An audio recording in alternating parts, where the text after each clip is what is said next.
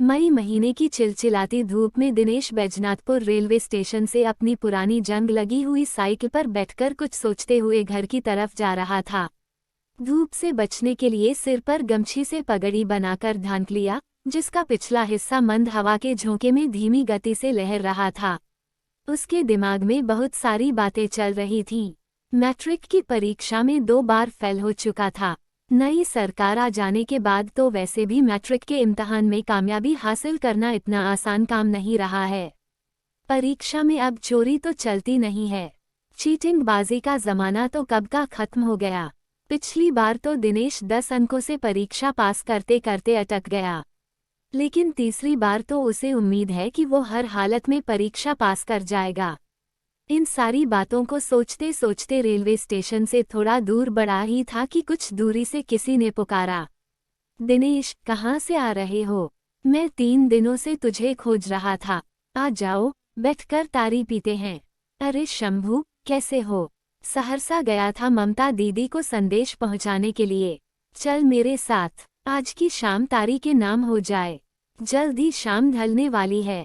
शाम ढलते ही गर्मी से राहत मिल जाएगी। ये कहकर शंभू दिनेश के साथ अपना घर पर आया और उसने मचान के सहारे साइकिल खड़ी कर दी। दोनों आंगन में आ गए। माँ आंगन में बैठकर सब्जी काट रही थी। माँ, हम दोनों शाम के 7 बजे तक घर आ जाएंगे। दिनेश के लिए भी खाना बना लेना और बाबा को बोल देना कि आज वह खुद से भैंस दूह ले। सिर हिलाते हुई माँ ने हाँ में हाँ मिलाया। शंभू एक बाल्टी लेकर दिनेश की साइकिल पर पीछे बैठ गया और दिनेश दोबारा पटरी के किनारे किनारे साइकिल भगाने लगा। आधा किलोमीटर आगे बढ़ने पर पटरी से कुछ दूर हटकर खेत में तार के 8-9 गगनचुंबी दरख्तें दिखाई देने लगे। थोड़ा हटकर आम का एक घना बागान था। पास में एक घास फूस की झोंपड़ी खड़ी थी। झोंपड़ी में सुखन पासी की पत्नी तारी मकई, चना और चूरे का भुजा बेच रही थी। पास में गांव के 3-4 लोग तारी पी रहे थे। शंभू ने सुखन पासी की पत्नी से पूछा, सुखन कब तक आएगा? उसने मेरे गाछ से तारी उतारी। महिला ने एक ग्राहक को चने का भुजा देती हुई जवाब दिया, सब गांव गया है तारी उतारने के लिए। आपके तार से अभी तक तारी नहीं उतारी है। वापस आता ही होगा, अभी रास्ते में होगा। आप दोनों यहाँ बैठकर आराम करो। ये कहकर महिला ने उन दोनों की तरफ एक चटाई बढ़ा दी। वे दोनों बैठकर सुखन पासी की राह देखने लगे। 10 मिनट बाद सुखन ने झोपड़ी के पास दस्तक दी और साइकिल से एक ड्राम तारी निकालकर पत्नी के पास रख दी। उसके बाद शंभू और दिनेश की तरफ मुड़कर बोला, भैया, क्या आज भी तारी पिएंगे? इस पर शंभू ने मुस्कुराकर हाँ में सर हिलाया। सुखन शंभू से एक सिगरेट मांगकर पीने लगा और 10 मिनट आराम किया।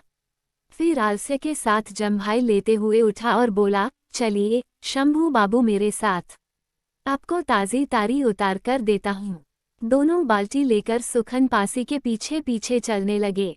पश्चिम से सूरज अपना विशाल आकार में तार के पेड़ पर रोशनी की बौछार कर रहा था और धूप हर पल बड़ी तेजी से कमजोर और धीमी होती जा रही थी। सुखन 5 मिनट के अंदर ही तार पर चढ़ चुका था और हर मटके से तारी निकालकर एक मटका में जमा कर रहा था। 10-15 मिनट के अंदर नीचे उतरा और शंभू की बाल्टी में ताज़ी तारी डाल दी। अब झोंपड़ी में वापस आकर दोबारा चटाई पर बैठ गए और सुखन से शीशे के 2 गिलास और चने का भुजा लेकर तारी पीने लगे। आधा घंटा बाद दिनेश के ऊपर गर्म तारी अपना करिश्मा दिखाने लगी। वो अब नशा के हल्के सुरूर में था। सुबह की तारी तो दूध की तरह निर्मल और लाभदायक होती है, उसमें नशा तो बिल्कुल नहीं होता है। लेकिन शाम की तारी पूरा दिन तेज धूप में तपती रहती है, उबलती रहती है और उसे पीते ही झट से नशा सर पर सवार होने लगता है। शाम की तारी सुनामी और चक्रवात की तरह पेट में चक्कर लगाने लगती है। नशे में मदहोश होकर दोनों दोस्त इधर उधर की बात करने लगे। एक गिलास तारी घटकते हुए शंभू बोला, दिनेश, तुम मेरे ससुराल मानसी चलो मेरे साथ। वहाँ तुझको बकरे और मुर्गे का मांस खिलाऊंगा, साथ में विस्की की बोतल भी रहेगी। जमकर मेहमानी करेंगे। मेहमानों की तो मेरे ससुराल में जमकर खातिरदारी होती है, ये तो तुम भी जानते हो। वे लोग मेहमान नाबाजी में हम लोगों से भी काफ़ी आगे हैं। असल गुआर यादव तो वही लोग हैं। हम लोग तो सिर्फ नाम के जादव हैं, लेकिन वे लोग काम के जादब हैं। इसे सुनकर दिनेश की बाछें खिल उठीं।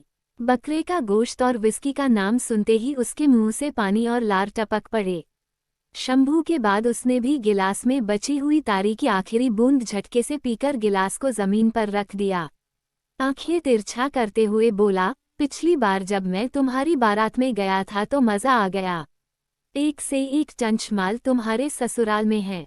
मैंने वहां कुरूप लड़कियों के साथ साथ कई सुंदर लड़कियां भी देखीं।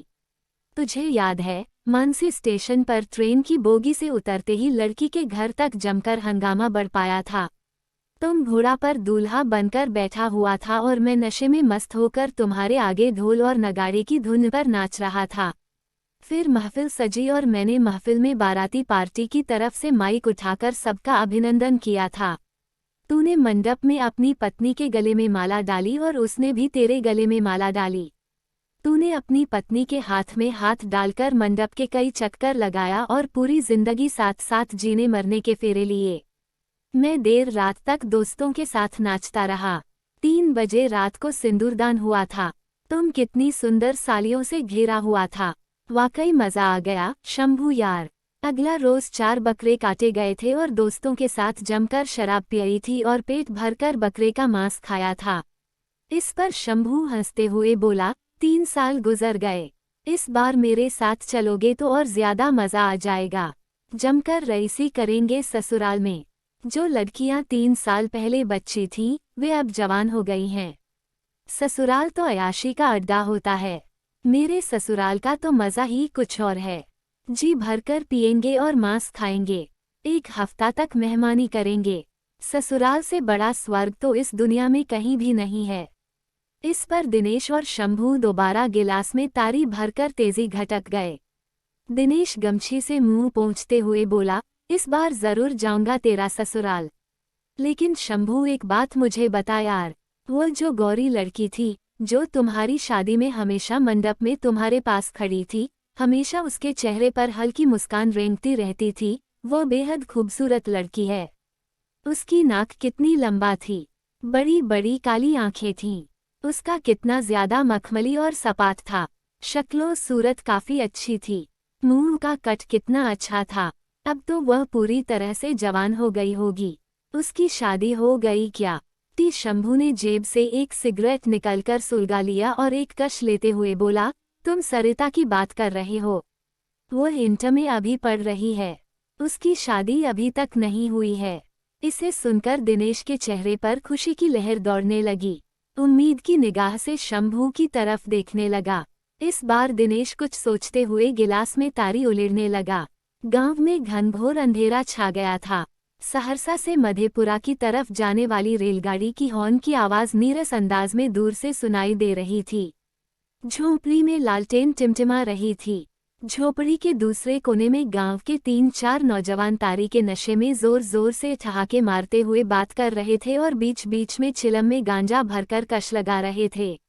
दिनेश तारी घटकते हुए बोला, यार, मैं आज तक सरिता की खूबसूरत शक्ल को नहीं भूल पाया। दोबारा उसको देखने की चाहत हो रही है। अब तो वह और ज्यादा निखरकर सुंदर हो गई होगी और गुलाब की तरह खिल रही होगी। दिल तो करता है कि अभी तुम्हारे ससुराल जाकर उसके होंठ चूमने लगूं, उसे जी भरकर सहलाऊं।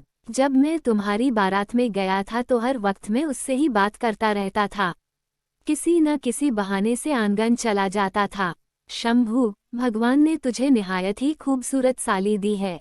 तुम बहुत खुशनसीब हो। शंभू चिलम में गांजा भरते हुए बोला, ऐसा लगता है कि तुम एक बार फिर सचमुच में सरिता पर फिदा हो गए हो। ऐसी बात है तो मैं सरिता से दोबारा मुलाकात करवा दूंगा। 25 जुलाई को मैं ससुराल जा रहा हूँ। चलोगे मेरे साथ? दिनेश ने सांस अंदर खींचते हुए गांजा का लंबा कश लिया और शंभू की तरफ धुआं को धीरे धीरे छोड़ते हुए बोला, इस बार तो जरूर जाऊंगा। धीमे स्वर में बोलो। उस कोने में तीनों गांव के नारद मुनि बैठे हुए हैं। सुन लिया तो मेरे पिताजी को बतला देगा और मैं तेरा ससुराल इस बार भी नहीं जा पाऊंगा। इस पर शंभू और दिनेश धीमे स्वर में बात करने लगे। रात के 8 बज गए थे। जब तारी और गांजा के नशे का सुहावना संगम होने लगा तो दोनों काफी फिक्रमंद होने लगे। किसी महान मुफ़क्किर विचारक की तरह दुनियादारी की बातें सोचने लगे। फिजा में सन्नाटा और खामोशी पहले ही दस्तक दे चुकी थी। इतना ज्यादा अंधेरा था कि सामने की रेलवे पटरी बिल्कुल दिखाई नहीं दे रही थी। शबनम की कोमल बूंदें घास को भिंगाने लगी थीं। दोनों बाहर नम घास पर लड़खड़ाते हुए लेट गए और दोबारा से गांजा पीने लगे। बात करते करते दोनों अब इस तरह से खामोश हो गए मानो कि नशे की आगोश में किसी तवील ख्यालात में गर्क हो गए हों। दिनेश की आत्मा नशे के जद में आकर शंभू के ससुराल के इर्द गिर्द मंडराने लगी। सोचने लगा कि मेरी आंखों के सामने 3 साल के अंदर ही सभी सुंदर लड़कियों की शादी हो चुकी है और बच्चों को जन्म दे चुकी हैं। दूर से किसी की डांटने की आवाज आई, शंभू साले, आज फिर से तू गांजा पीने के लिए यहाँ आ गया। गांजा से कब तुझे मुक्ति मिलेगी? बेटा, इतना बार समझाया कि गांजा पीना छोड़ दो, लेकिन इस हरामी के भेजा में मेरी बात घुसती ही नहीं है। मेरे घर में ये नशेरी पैदा लिया है, कुल खानदान को कलंक का टीका लगा रहा है। साला तारी पीने के बहाने यहाँ गांजा पीने आ जाता है। मैंने मन में ठान लिया है कि तारी का गाछ कटवा दूंगा। ना रहेगा बांस, ना बाजेगी बांसुरी। गांजा पीने का कोई ना कोई बहाना ढूंढ ही लेता है। माँ ने कब का खाना बनाकर रख दिया है, खाना कब का ठंडा पड़ चुका है। हर बार शंभू के पिताजी तारी के इस लंबे पेड़ को कटवा देना चाहता है, किंतु जब उसे अपने दादाजी की याद आ जाती है तो वो अपने इरादे से पीछे हट जाते हैं। उसे इस तार के पेड़ से बेहद लगाव है, क्योंकि उसके दादाजी ने ये पेड़ रोपा था आज से लगभग 100 साल पहले। दादाजी कब का स्वर्ग सिधार गए और अपने पीछे एक निशानी छोड़कर चले गए। इसी मोह की वजह से शंभू के पिताजी इस बूढ़े तार को काटने में सक्षम नहीं है। यह आवाज सुनकर दोनों झट से सतर्क हो गए। शंभू ने अंदर जेब में चिलम छुपा लिया। तब तक उसका बाप नजदीक आ गया था। शंभू भयभीत होकर बोला, बाबाजी, अंदर कोई गांजा पी रहा है। गांजा की बदबू यहाँ तक आ रही है। मैंने तो थोड़ी सी तारी पी ली और दिनेश से इधर उधर के गप्पे हाँकने लगा। सही में अंदर से गांजा की खुशबू आ रही थी। इसे देखकर पिताजी ने विश्वास कर लिया। वे दोनों पिताजी के साथ घर की तरफ निकाल पड़े। घर पर पहुंचकर उन्होंने साथ में खाना खाया और दिनेश भी शंभू के मचान पर ही बात करते करते सो गया। अभी मई का आखिरी हफ्ता चल रहा है। दिनेश बेसब्री से 25 जुलाई का इंतजार कर रहा है। उसके ज़हन में सरिता की सुंदर शक्ल, दिन के उजाले में ही चलते फिरते ख्वाबों में उसकी लंबी लंबी काली घुंघराली जुल्फ, बड़ी बड़ी काली आंखों, उसके सफ़ेद रुखसार को देखता रहता था। सरिता को एक बार चूमने की ख्वाहिश उसके दिल में अंगराय लेने लगती थी। इन सब बातों को सोचकर उसकी बेताबी और ज्यादा बढ़ने लगती थी। मैं रख रहा था। इसे देखकर दिनेश के जीभ से पानी टपक पड़ता था। इसे देखते देखते साला मंटू से बात करते हुए मंडप की तरफ बढ़ रहा था। एकाएक दुल्हन की तरफ उसका ध्यान गया। वह शंभू से बोला, अबे दिनेश, ये काली लड़की वही सपना है? शंभू बोला, हाँ बिल्कुल सही बोल रहे हो, आज सपना की ही तो शादी है। सरिता की चचेरी बहन है। दिनेश अब अहंकार के भाव में बोलता है, इस लड़की को दूल्हा कहाँ से मिल गया? देखो, सूरत भी नहीं है, कितनी नाटी है, कितनी कुरूप है, कितनी काली है। मुझे इसके दूल्हा को देखने की तीव्र इच्छा है। आज की रात देखूंगा कि कैसा है सपना का दूल्हा। इस पर शंभू बोलता है, बिल्कुल सही बोल रहे हो, मैं भी दूल्हा की शक्लो सूरत को देखने के लिए उत्सुक हूँ। इतना बोलकर दोनों मंडप के पास कुर्सी पर बैठ गए। कई लड़कियों ने चारों एतराफ से शंभू और दिनेश को घेर लिया। वह जीजाजी और उसके दोस्त से मजाक करने लगी। अब तक कई बुजुर्ग लोग भी मंडप के पास आकर बैठ चुके थे। कुछ महिलाएं मंडप के पास बैठकर विवाह के पारंपरिक लोकगीत गाने लगीं। कैमरामैन भी अब शादी की वीडियो बना रहे थे। पंडित जी, जिसकी उम्र 50 साल के करीब होगी, आवाज लगाई कि मंडप में लड़की को बुलाने की कृपा करें। अब लड़की सहेलियों के साथ दबे पांव मंडप में प्रवेश कर रही थी। जब वो मंडप में पंडित जी के सामने बैठ गई तो पंडित जी ने फिर से आग्रह किया कि अब विवाह के रीति रिवाज शुरू होंगे। लड़का को जल्दी तैयार करने का कष्ट करें। इस पर 3 हट्ठे कट्ठे लड़कों ने 2 लड़कियों के साथ दिनेश को खींचकर बाहर लाया और जल्दी जल्दी उसको धोती कुर्ता पहनाने लगे। एक लड़की उसे अलता और मेहंदी लगाने लगी। वह समझ नहीं पा रहा था कि ये सब क्या हो रहे हैं। तीनों लड़कों ने मंडप पर दुल्हन के पास उसे लाकर बैठा दिया। ये देखकर दिनेश के शरीर से पसीना छूटने लगता है। वह हकलाकर बोलता है, ये कैसा मजाक है, यह क्या हो रहा है। तीनों लड़के तल्ख भरे स्वर में बोलते हैं, अभी तेरा विवाह होने जा रहा है, शांत होकर बैठो, उसी में तेरा भला है। दिनेश झट से उठ खड़ा होता है और चिल्लाने लगता है, शंभू चूतिया, दोगला साला, तूने कहाँ मुझे फंसा दिया है, कहाँ भाग गया भौंसरी के, रे चूतिया साला। मैं तो इस लड़की से हरगिज शादी नहीं करूँगा, मर भी जाऊंगा तो पकड़ुआ ब्याह किडनैप मैरिज स्वीकार नहीं करूँगा। इतना बोलकर वह मंडप से तिलमिलाकर भागने लगता है। इस पर तीनों लड़के उसको दबोच लेते हैं और दोबारा मंडप में लड़की के पास बैठा देते हैं। वो फिर जबरदस्ती उठकर खड़ा हो जाता है और पूरी ताकत से प्रतिरोध करने लगता है।